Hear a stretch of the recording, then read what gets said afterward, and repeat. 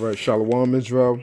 I'd like to give all praises, honor, and glory to YAHAWAH, YAHAWASHI, double honor to the apostles and the elders, great millstone, and Shalawam to elect out there doing this work of faith and live with love and true sincerity. Right now, I want to get into just a brief topic, basically entitled, well, I might as well just read the scripture. Psalms 2:1. Why do the heathen rage and the people imagine a vain thing? So this will be the title of the lesson. And, just thinking about all the madness of, all of these different religions, mainly, these so-called Christians coming up against us, these different, nationalities, this damn goop pastor, you know what I'm saying? And it's just, man, all you can do is laugh, man. All you can do is laugh at it because, it's just going to be so funny, to see the upset look on these people's faces when they find out that we truly are the Lord's people and that they've done us wrong and that they're going to have to pay, for everything that they've done against us, man. It's going to be a beautiful sight to see when that comes to pass, And so I read this, Salakia. So I read this again. Why do the heathen rage and the people imagine a vain thing? So they're imagining, a vain things as far as this society is concerned, thinking that this society is going to continue on for 30, 50, 100 years. You know what I'm saying? They're raging at the fact that we call ourselves Hebrew Israelites because it's something that they don't want to accept. They don't want to accept the fact that we are the Lord's chosen people, and it tells you that clearly going into the book of Lamentations, chapter 2, verse 15.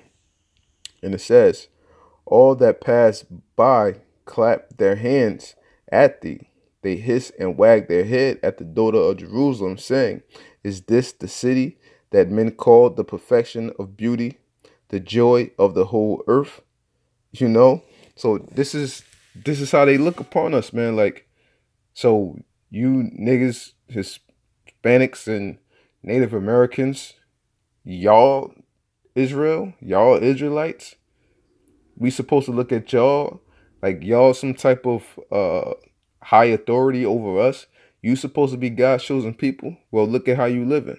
Look at your standards, That's why I said what they hiss and they wag their head, saying like basically this can't be the Lord's people. The Lord would treat his people much better, That's why it's nothing for them to believe that, those gutter rats, them so-called Jews, are the Lord's chosen people because they have the riches of the world. They own damn near, they pretty much they own everything, So that's why it's easier for them to accept that. And, the stigma that's been put on Jake throughout the generations, is something that as long as, this world is going, we'll never be able to shake. But it's okay, though, The stain is supposed to be upon our names, for everything, that we've done, to bring these things upon us, during ancient times, okay? So, oh yeah, Salakia. I'm back in Psalms 2:1. Why do the heathen rage and the people imagine a vain thing? The kings of the earth set themselves and the rulers take counsel together against the Lord and against his anointed, saying, let us break their bands asunder and cast away their cords from us. He that sitteth in the heavens shall laugh. The Lord shall have them in derision. So all of these nations, when we bring out the scriptures and tell them they going into slavery, this, and the third, they thinking that that punishment ain't going to come to them. They thinking that they can escape the Lord's wrath. But, the bands are around them, man. Right now, it's spiritually wrapped around them. Physically, we don't have them where we would like to be. But in due time, that's going to come. And they can't escape the judgment, man. They cannot escape the judgment. And starting off with you Edomites, man. You cannot escape the judgment. And the Lord clearly stated that, man. And this is the book of Lamentations, chapter 4, verse 21.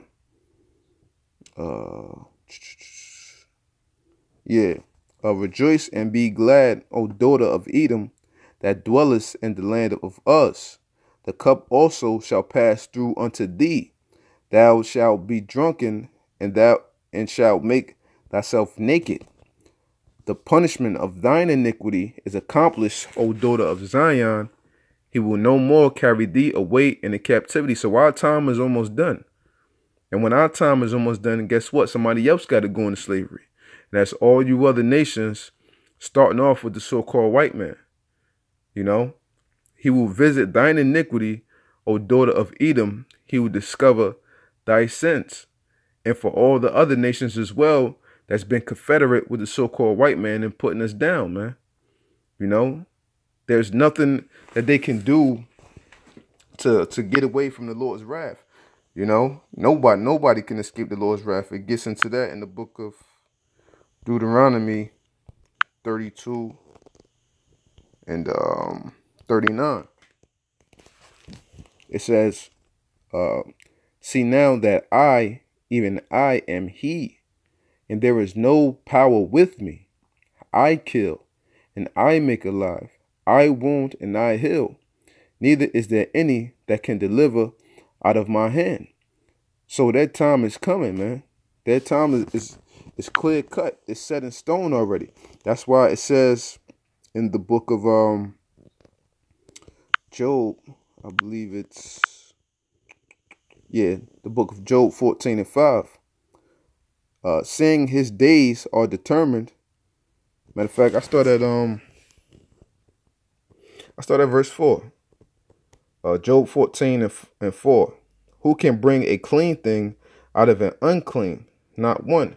So out of America, you know, that since the foundation of this place with the so-called white man, you know, our people's blood have been spilled, you know, constantly throughout the whole soils of America, man. I'm sure there isn't 1 inch of America where our people's blood haven't been stained at, man. So this place is unclean. Okay? And there's nothing good that's going to come out of here except for the elect when YAHAWASHI makes his second return. That's the only good thing that's going to come out of here, man. You know? Because what? We're considered, well, those of the hopeful elect are considered pure in the Lord's eyes. And they can do no wrong. You know? So it says, who can bring a clean thing out of an unclean? Not one. Seeing his days are determined, the number of his months are with thee. Thou hast appointed his bounds that he cannot pass. So every civilization has had their time. Every civilization has had their time to rule, you know, and their time to fall. It's the same thing with the so-called white man. So it's no point, you know, for these heathens to be getting all strung out, you know, because they're upset because we basically telling them what's up next. And the scripture clearly tells us in the book of 2 Ezra that Esau is the end of the world and Jacob is the beginning of it that followeth. Not no Moab, not no Gog and Magog, the Russians, you know. No other nation except us, man. So, you know, how they say in the movies, resistance is futile, man. There's nothing that they're going to be able to do to get around this cup that's coming unto them, you know what I'm saying, and drinking of the Lord's wrath, man. That made me think of, was it the book of Jeremiah, I believe, chapter 25.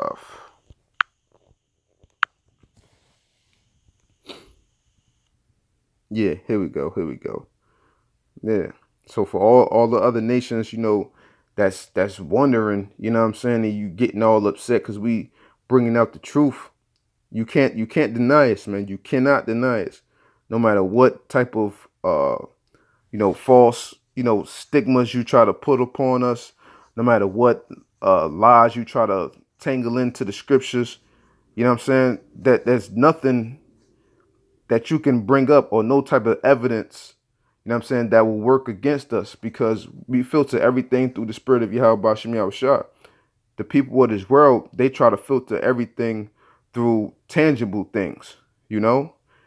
And they don't have the spirit of YAHAWASHI, only we do. That's why the scriptures also say, the spirit beareth witness with our spirit that we are the children of the Most High. And nobody on this earth can prove us otherwise, man. Because we clearly see it, you know? Or else, why would we be so spiritual? Why would our people cling so hard to the Bible and many other reasons as well, you know? So this is the book of Jeremiah 25 and 14. For many nations and great kings shall serve themselves of them also, and I will recompense them according to their deeds and according to the works of their own hands. For thus saith the Lord, the power of Israel, unto me, take the wine cup of this fury at my hand, and cause all nations to whom I send thee to drink it. Okay? So this is going out to all these other heathen nations out there, you know what I'm saying? That what? The Lord is about to bring his fury upon them, and for everything that they've done to us, for all of the spoiling, the robbing, you know what I'm saying, the poisoning of our mind, you know, with the wine of Babylon and the philosophies and all of this, man. They're going to have to pay for all of that, man. You know, feeding us these GMOs, feeding us cat, rat, and dog, all these different things, man. They're going to have to pay for every bit, you know, of this punishment, you know, that they have coming to them for 1,000 years, man. And it's well-deserved. It's more than well-deserved, you know. So it says, verse 16, and they shall drink and be moved. Well, so they're going to be shaken up in the spirit. They're going to be upset at that, man. And they shall drink it, and they shall drink and be moved and be mad because of the sword that I will send among them. Then took I the cup at the Lord's hand and made all the nations to drink unto whom the Lord had sent me. Okay? So this is how it's going to be for all nations upon the face of the earth, you know, that have fought against Jerusalem, man. Point blank, period. So going back to the book of Psalms